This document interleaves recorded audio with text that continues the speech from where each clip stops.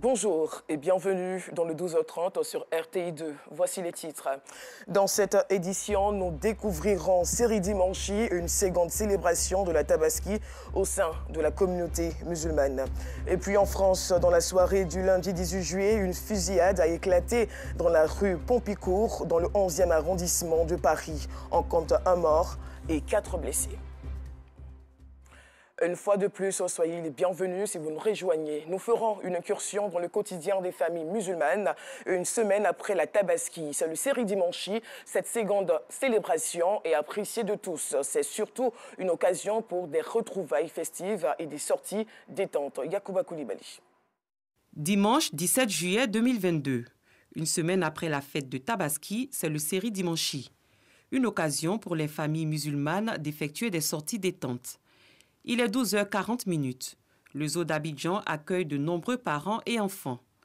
Moukaïla Adeboyi fait découvrir à ses 6 enfants le python de Séba et d'autres reptiles. Au bout d'un quart d'heure, les enfants ont droit à un goûter. Moukaïla Adeboyi explique les raisons de cette promenade au zoo. Mais les enfants ne connaissent pas, donc aujourd'hui, j'ai décidé pour venir, comme c'est la fête de Tabaski, ce dimanche-là, pour venir donner un peu du temps avec les enfants. Nous sommes en promenade. On a vu un peu les éléphants, les choses. En tout cas, le zoo, c'est bien. Je suis venue au zoo. Je vais regarder les animaux.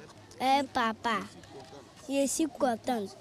Comme Moukaïla, Aboubakar Sissé et Eouma Bado ont choisi le zoo d'Abidjan pour instruire leurs enfants sur l'existence de certains animaux. Après la fête, on a décidé aujourd'hui de venir visiter le zoo parce que ça fait du bien à la santé et nous donne l'occasion de venir visiter aujourd'hui pour bien voir tout ce qu'on n'a jamais vu. Donc on compte à visiter partout avant de sortir. C'est de leur faire connaître les animaux qu'ils ont l'habitude de voir à la télé mais qui n'ont jamais vu. Voilà, donc c'est l'occasion pour nous de leur montrer. Ça fait partie aussi de leur éducation. D'autres enfants sur place expriment leur satisfaction. Je suis venue regarder les animaux.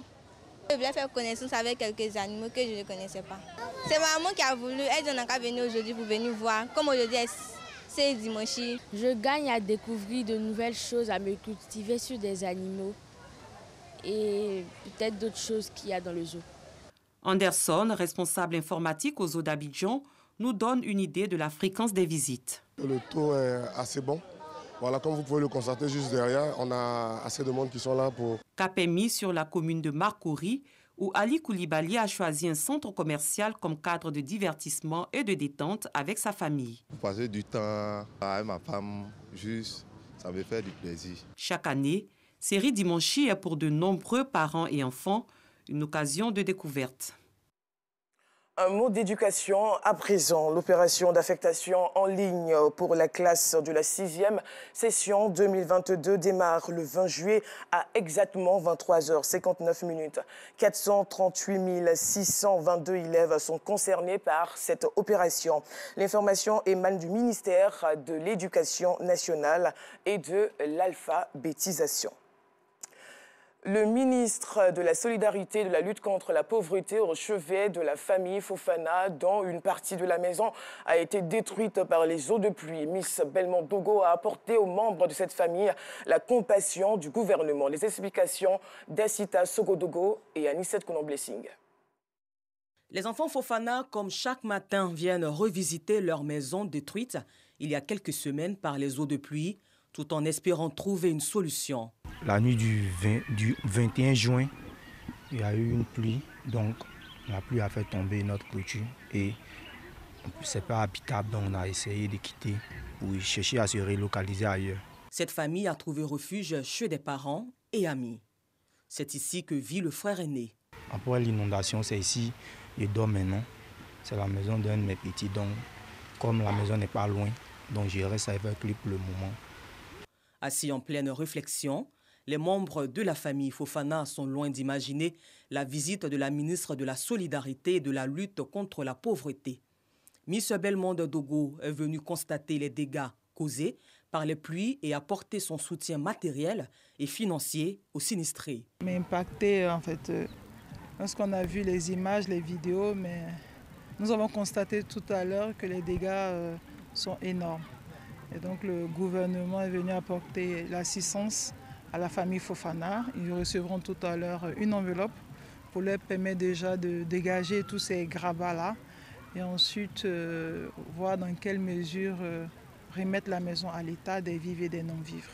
Les enfants Fofana se sentent soulagés et chanceux. On ne s'entendait pas à tout ce que la ministère a fait pour nous. Bon, beaucoup d'hommes ont eu des problèmes, mais ce n'est pas tout le monde qui a reçu ce genre de dons. Donc vraiment, nous tenons à remercier la ministre et tout le gouvernement. Ibrahim Fofana avait lancé un cri de cœur aux autorités lors d'un reportage diffusé le 3 juillet dernier sur RTI2. Ce que nous on aimerait dire actuellement, c'est les personnes de bonne volonté, les autorités compétentes, s'ils peuvent vraiment nous venir en aide pour la réhabilitation de notre maison, c'est ce que nous gardons de nos parents. Un appel entendu par le gouvernement ivoirien qui n'est pas resté insensible à la situation de la famille Fofana. Les populations du Lodibois, du Boclet et des Grands Ponts ont reçu récemment des soins gratuits. C'est une action de professionnels de la santé venus des États-Unis en collaboration avec l'Église internationale Foursquare de Côte d'Ivoire. Plus de 1000 personnes dans ces 3 villes du pays ont été assistées. La pluie n'a pas empêché les professionnels de la santé venus des États-Unis de sillonner les régions du Lodibois, du Boclet et des Grands Ponts du 20 au 29 juin dernier. En collaboration avec l'Église internationale Foursquare de Côte d'Ivoire, ces médecins, sages-femmes et assistants sociaux ont administré gratuitement des soins médicaux et des médicaments aux populations dans le besoin sous le regard de leurs autorités administratives. L'objectif de cette 4e édition était bien clair. L'objectif essentiel, c'est d'abord d'amener les personnes à Christ, puisque nous sommes enfants de Dieu, nous sommes pasteurs. Et nous ne voulons pas juste nous arrêter là, parce que nous considérons que l'homme a beaucoup de besoins. Donc il faut prendre en compte l'aspect social, l'aspect sanitaire et autres.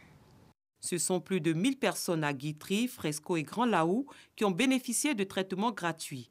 Les médecins ont traité différentes pathologies. Pendant ces consultations, nous avons rencontré beaucoup de cas de paludisme. Il y a aussi des cas comme l'hypertension, des personnes qui ont été victimes de l'AVC et autres. J'avais des problèmes des yeux. Alors, je me suis fait consulter tout à l'heure, à la grâce de Dieu, par des personnes vraiment très aimables qui nous ont fait l'honneur vraiment de pouvoir nous soigner gratuitement. Rendez-vous est pris pour l'année prochaine. Ce sera au tour des populations d'Unzi d'accueillir la caravane de soins gratuits de l'Église Foursquare et de ses partenaires américains. Pour rappel, les éditions précédentes se sont déroulées dans les régions du Poro, du Bunkani et du Tonkwi, précisément à Korogo, Bouna et Mon. C'est un reportage commenté par Maïssa Kogei. Au terme de sa mission en terre ivoirienne qui a duré environ 3 ans, Léo Vinoveski, ambassadeur sortant d'Israël en Côte d'Ivoire, a été célébré par le Compendium des compétences féminines en Cocossi.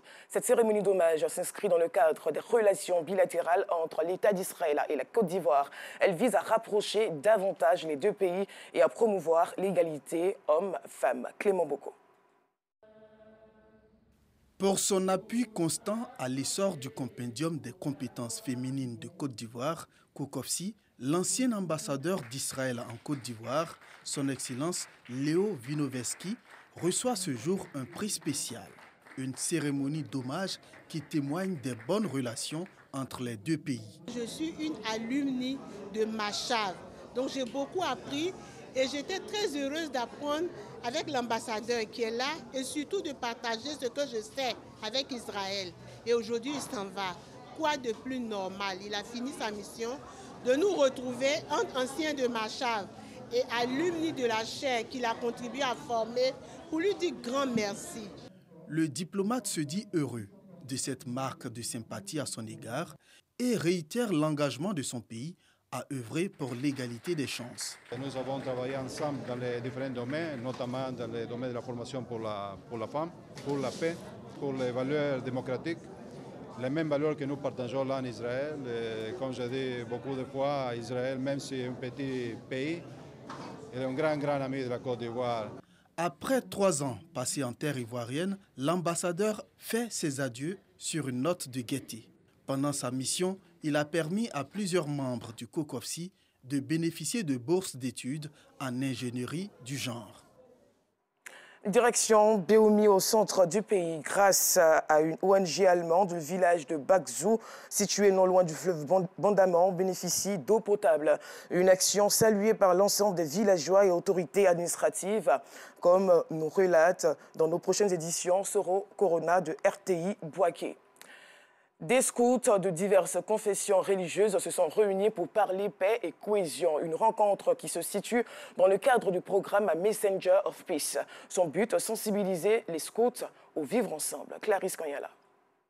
C'est dans la paix et le vivre ensemble que les scouts musulmans, catholiques, méthodistes, évangéliques et célestes ont partagé leurs expériences le samedi 2 juillet 2022. Une occasion pour les guides religieux de donner des messages sur le dialogue interreligieux en Côte d'Ivoire.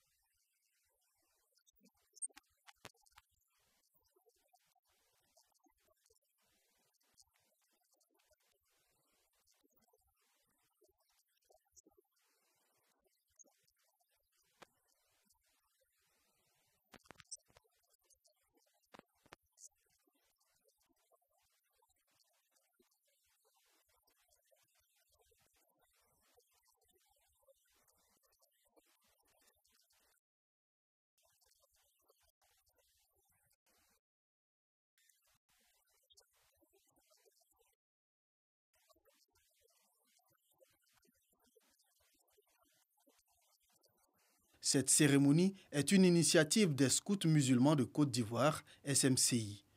Elle s'inscrit dans le cadre du programme Messenger of Peace, qui vise à sensibiliser les scouts à la paix et à la cohésion entre les peuples.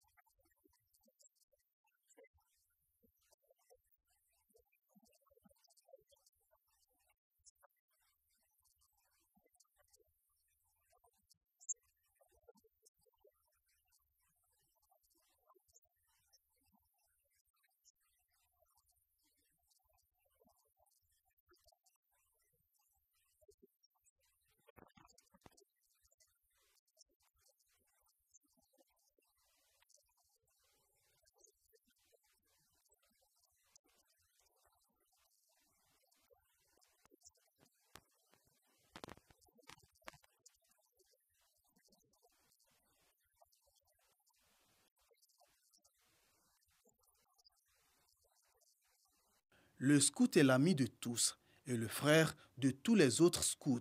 C'est le thème retenu pour la première édition du Forum interreligieux. Je l'annonçais à l'instant dans les titres. En France, une fusillade a eu lieu ce lundi 18 juillet vers 21h30 dans le 11e arrondissement de Paris en France. Selon le maire de l'arrondissement, François Vauglin, sur Twitter, et je cite, « Une fusillade a fait un mort et 4 blessés dans un bar à Chicha. Aucun élément à ce stade ne permet de connaître les motivations de cet acte barbare. Les clients du bar ont maîtrisé l'un des 2 assaillants et l'autre est en fuite. » Et pour terminer, toujours en France, alors que le feu progresse en Gironde, de nouvelles évacuations sont en cours. Quelques 8000 personnes doivent quitter leur logement à la Teste de Buche et la commune de Villantrot se vide de sa population. En tout, quelques 32 000 personnes ont été évacuées. Les 2000 pompiers mobilisés ont du mal à maîtriser les 2 incendies qui ravagent la région. Le feu progresse malgré les pare-feux qui ont été mis en place. Ce sont désormais plus de 19 000 hectares qui sont partis en fumée. Voilà, c'est la fin de ce journal et merci de l'avoir suivi.